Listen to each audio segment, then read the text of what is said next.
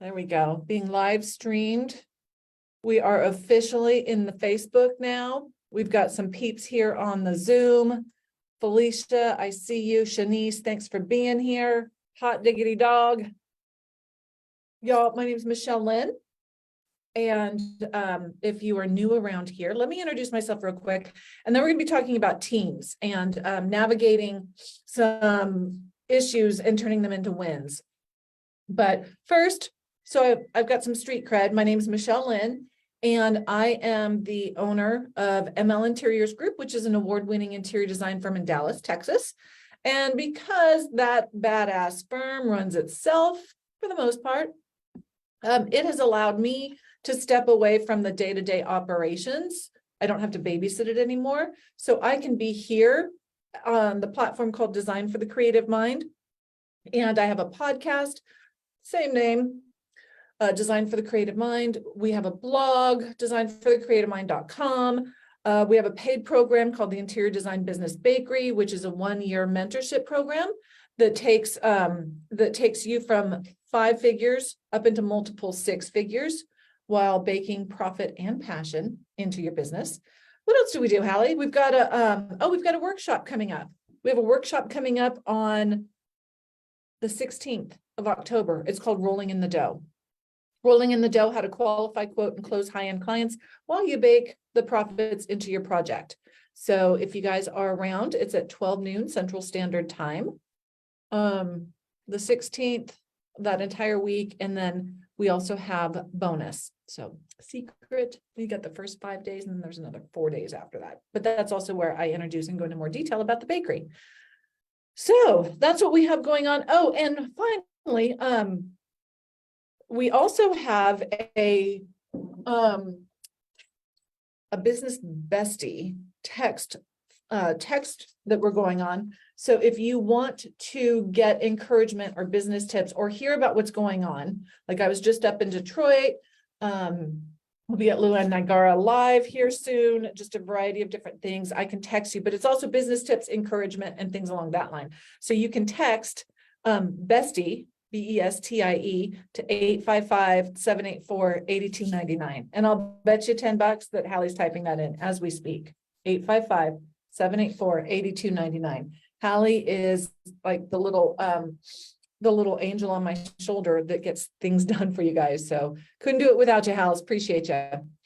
All right. So here we go. Once a week, we are going live in the Interior Designers Business Launchpad. We're here on Zoom. We're also on Facebook. And watch, we're going to have a few things changing up. I'm going to be, instead of just me all the time, I'm going to have one of my most senior staff helping out with that as well, because we're rolling out a few other things, also like the Sugar and Spice Society and just some fun memberships that we'll have coming up. So stay tuned. Stay tuned for that.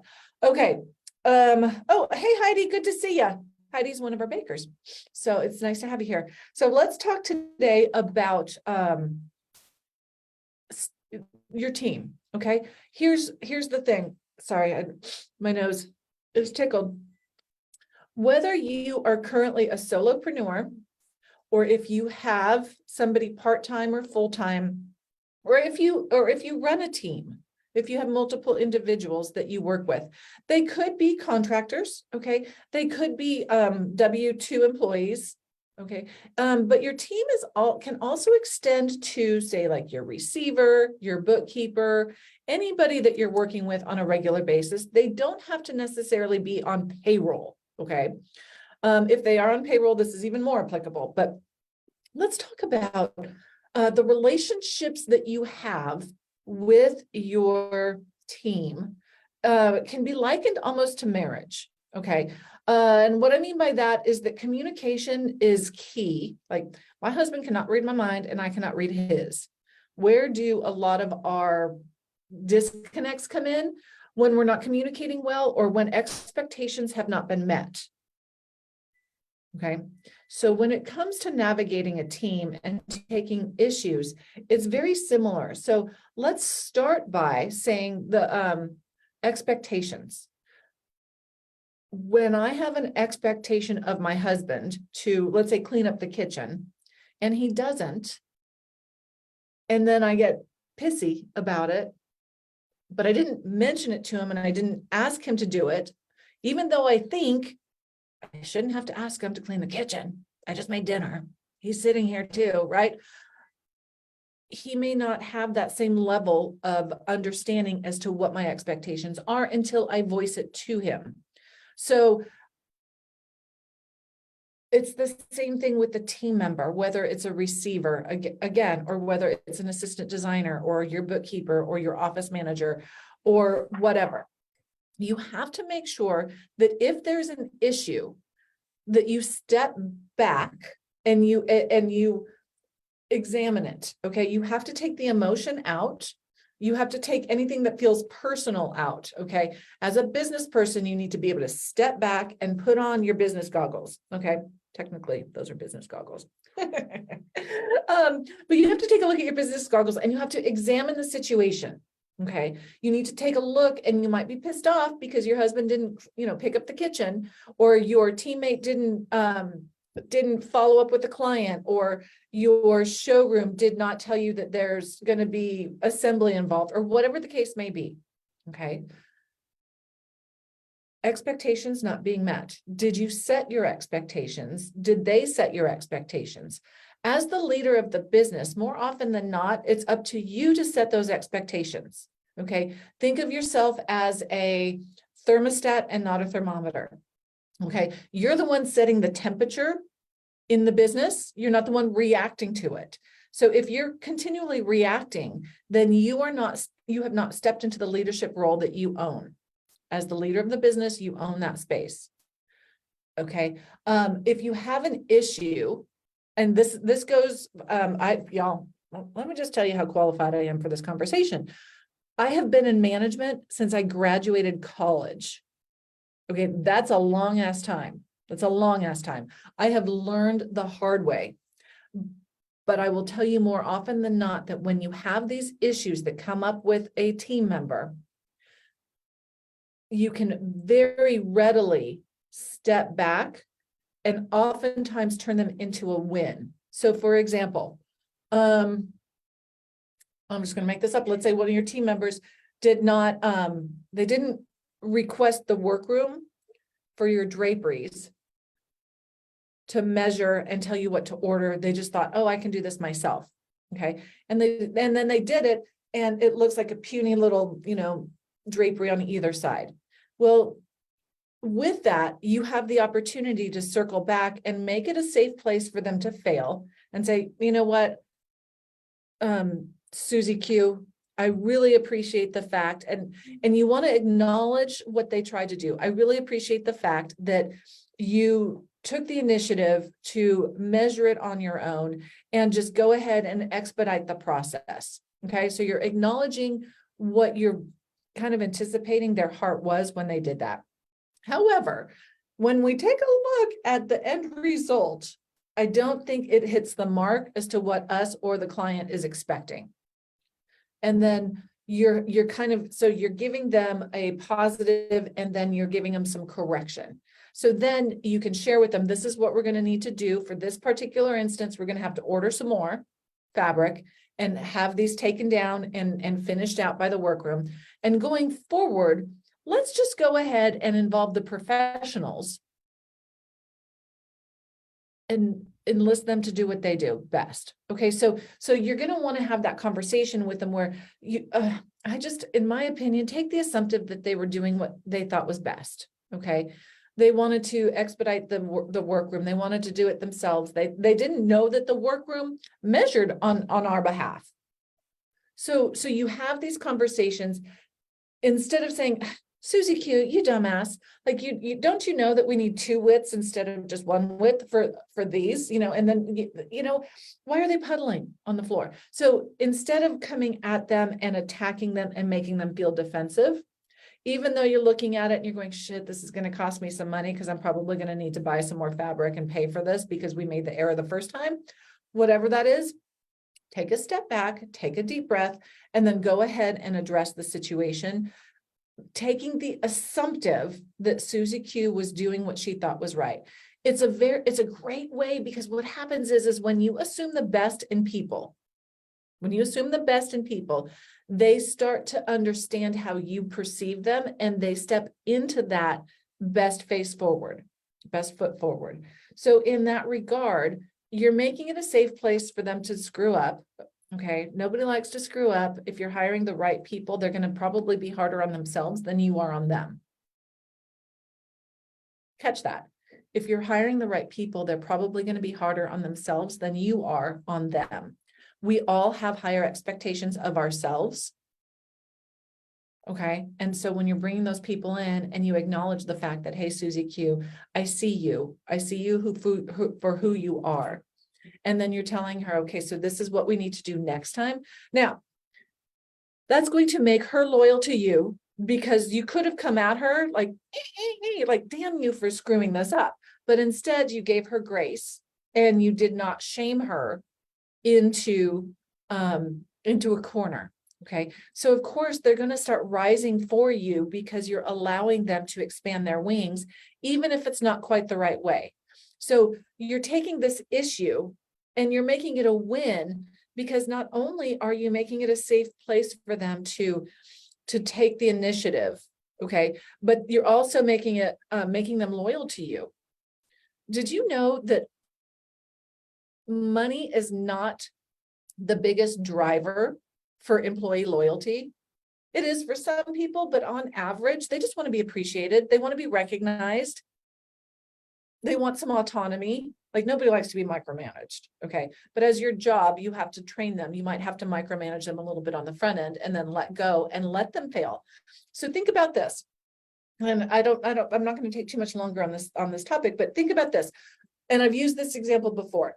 If you have been a mom or an auntie or a bestie to somebody who has a child, the way they end up learning how to walk is that, they come from crawling, they stand themselves up, they look around, and then they start trying to walk. Okay, not all in one day. This is over the course of a couple of weeks. And they're starting to learn how to walk. If they are walking and then they fall, you don't think you, Hallie. Yeah, if you guys have any questions, drop them in the comments. If they fall, you don't tell them, hey, little baby cakes, you're a dumbass. You just fell, right? If they're learning how to do something and they fall, you congratulate them for trying something, okay? But you don't necessarily tell them that they're a dumbass for falling. You basically say, hey, great try, let's get up and do it again. Next time, call the workroom, because you don't need to be doing these measuring, okay? Does that make sense? Hopefully that makes sense. In regards to taking issues and turning them around, it could also be the fact that it's not a good fit anymore. Maybe you've outgrown your bookkeeper. Okay. Doesn't necessarily mean that's a bad thing. And I really want to comment on the fact that the more difficult conversations you are willing to have, the better your business is going to be. Do not shy away from difficult conversations. Just don't be don't be mean about it. Address these individuals the way you would want to be addressed as well. And that is with respect and with grace and with assuming that they were trying to do the right thing. Now, if you get somebody out there who's just trying to tank your business, well, then the conversation's like, bye, Felicia, see you later. And Felicia, I see you here. I don't mean you. Okay, so just know that if you're hiring the right people, okay, and they might not be the best people, but if you're hiring the right people and they have their heart in the right place, more often than not, when you have these issues with them, okay, and again, if you have any issues that you want to address real quickly here, I'm happy to do so. We've got a couple more minutes if necessary. If you're on Facebook, Hallie will copy your message over here to Zoom. If you're in Zoom, just type it in. That's what we're here for. But if you are hiring the right people and they have their heart in the right place, make the assumptive that they're not trying to sabotage you. Make the assumptive that they were doing things with the heart in the right place and that they were just ignorant about how to go about doing it the other way. But also, it's up to you to make sure that the expectations are set as the business owner in all aspects of the business. I expect you to be here at 9 a.m. or text me if you're going to be more than 5 or 10 minutes late. I expect you to show up dressed professionally. I expect you to Put your days off on the calendar. Just like these expectations need to be defined, because you can't get pissed off if he or she shows up at 9:20 when you've never told them that you want a text from them if they're going to be more than 10 minutes late or 5 minutes late or late at all. That it's your business. It's up to you. Okay. Or that you don't expect them to take a phone call in the middle of the office that's a personal phone call. Like, step out of the room. You're distracting me. So set the expectations. It goes back to that conversation with my husband. Honey, I just made dinner. Remember, it's your turn to clean up the kitchen. Sometimes you just have to remind them. You can't sit around and be passive aggressive. I learned that early in my marriage. Okay. I was a really good manager, wasn't the best wife the first couple of years. I just expected him to jump when I said jump. So anywho, it's the same thing. It's the same thing in management. It's a conversation. It is communication. It is also admitting when you're wrong. So that's a good one. Let's end on this point. Even though you're the business owner, even though you're the boss, it doesn't mean that you're always right. Okay. It breaks my heart to say that, because I'd like to always be right, but I'm not. And it's imperative that you take a moment to apologize if you have been the issue. Okay. If you came in cranky, if you came in and, gave them the side eye, or whatever the case may be, or if you snapped at one of your teammates, again, they don't have to work under your payroll to be a teammate. It can be a team member that's the receiver or a showroom or, a vendor or just like whomever. If you, by any way, shape, or form, might have wronged them, like I said, even if it's just a side eye, like you gave them a side eye, like, oh my God, you're just being a pain in the ass. It's up to us to lead by example and apologize. Okay. So leading by example, be the thermostat who sets the temperature and the level of integrity in your business versus a thermometer who reacts to what's going on in your business. So there you go. Be a thermostat. All right. So if you have any questions, don't hesitate to drop them into Facebook. You can tag me, you can tag Hallie, and we're happy to continue the conversation. But also, please pencil in October 16th. It's rolling in the dough.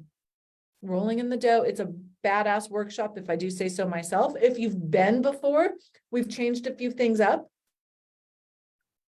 So if you've been before, come again and visit with us starting on October 16th. Until then, I think I'll be back on Wednesday. Hallie, am I back here on Wednesday? I might be back here on Wednesday. And then we will dig in to our workshop. So thank you so much for being here. I'll see you soon. I appreciate you. Mwah.